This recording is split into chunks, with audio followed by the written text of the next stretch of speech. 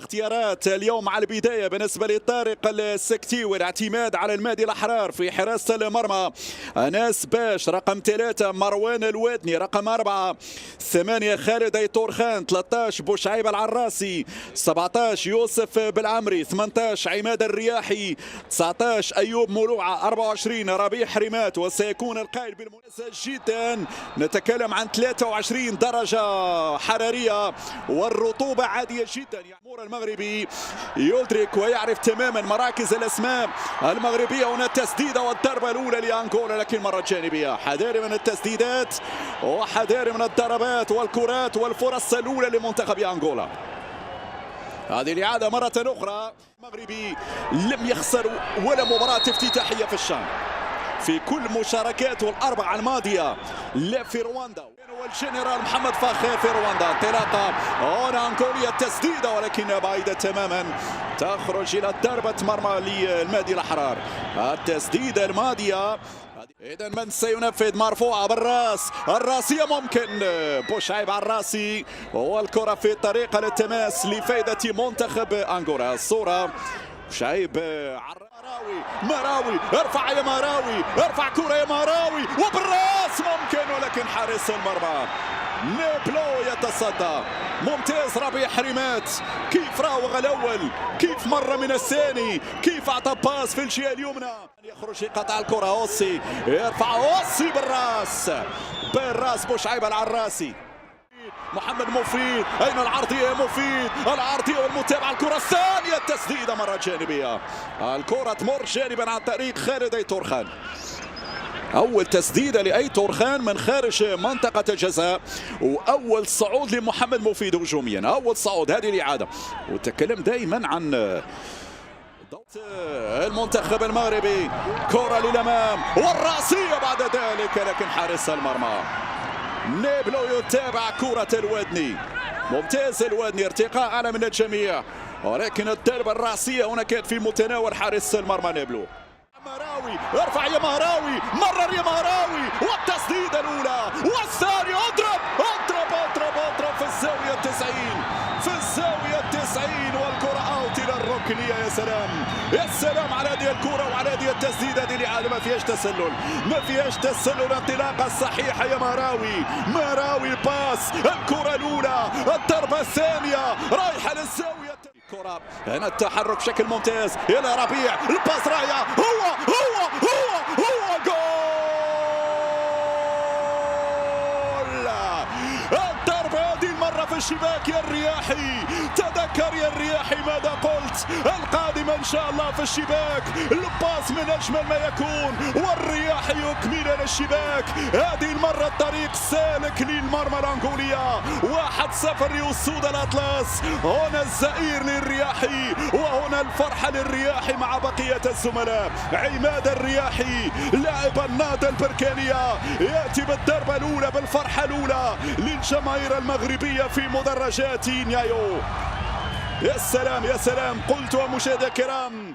هنا العرضية، هنا خالد، هنا الثاني ممكن ربيع حريمات. نيبلو بالعمري مقوصة بالعمري وبالراس، بوشعيب على الراسي في القائم الثاني، والكرة تبقى مغربية من خلال هذه الركنية. نيبلو مصر، كوكورو والمهدي الأحرار. برافو المهدي الأحرار،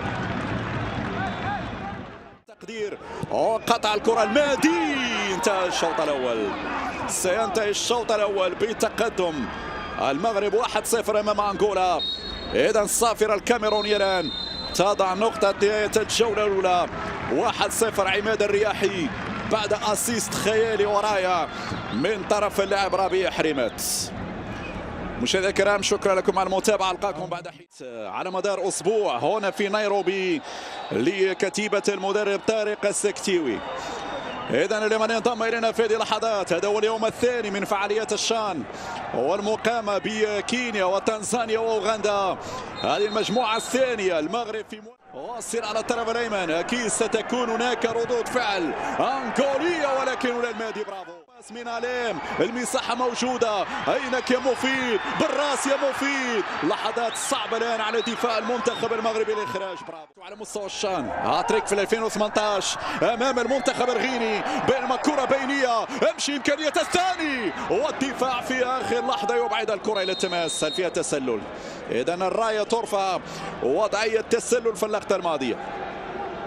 على فكرة في تاريخ الشان منذ 2009 أسماء قليلة سجلت الثلاثية، أسماء قليلة. المنتخب الأنغولي على الطرف الأيسر، هذه قد تبدو صعبة. العرضية الأحرار يتصدى لهذه الكرة في صافرة. راية مرفوعة سلامات. هنا المادي الأحرار في التصدي الماضي، شجاعة كبيرة يظهر المادي الأحرار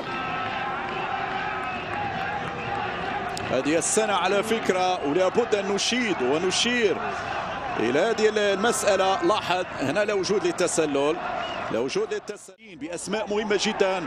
الأرجح سيكون البداية وتكون انطلاقة شهر سبتمبر، بينما كرة صعبة جدا. والأحرار برافو يا ولد، برافو المادي الأحرار. يتعمرق أمام باسينسيا، يتصدى أمام باسينسيا كرة الرجوع، ولكن الأحرار يؤمن المرمى. الأحرار البحث عن الفجوة، البحث عن الممر، التسديد ولكن بعيدة. هذه راحت لتنزانيا، هذه راحت جهة اليمنى. باسينسيا التسديد، لكن لمسة المدافع وبالتالي وصلت ضعيفة لحارس يا طارق. هنا تمشي لجيلبرتو، بالعمري أمن الدفاع، بالعمري لمبدأ الأمان والسلامة. الكرة أوت إلى الركنية مرة أخرى أنغولية. حذاري من هذا اللاعب خطير جدا. جيلبرتو يختبر مفيد على الطرف الأيمن.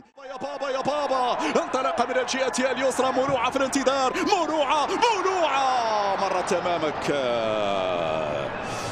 يا أيوب أنس باش، أنس البينية ممتازة، وبعد ذلك حارس المرمى يخرج. حارس المرمى يقطع كرة صعبة جدا أمام مراوي. الكرة في التماس. نعم الأخ الكعبي يونس، هل يضع بصمته في هذا الشان؟ البينية ممتازة، والتغطية الدفاعية موجودة. هذه كرة المرتدة، هذه كرة الثاني. يمشي تقدم، اضرب، ولكن الكرة في الكورنر. هذه كادت أن تكون الضربة القاضية. الكاو كان قريب، لكن الحارس نيبلو يتصدى. الآن يجي من خلال هذه الركنية الرأسية، ممكن الرأسية والثاني. نعم الوادي مروان الوادي يضع في الشباك.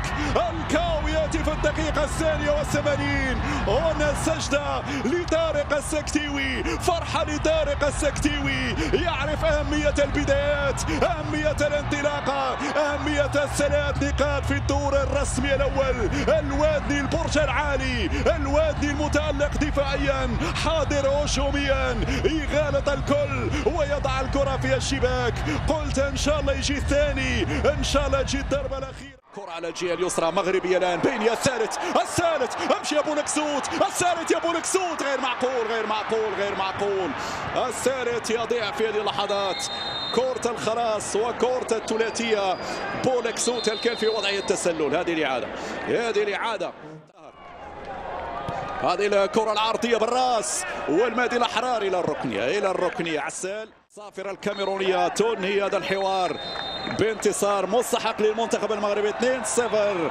الثنائية حضرت بانتصار 3 نقاط وصدارة هذه المجموعة. بداية رائعة يا طارق في انتظار اللقاء.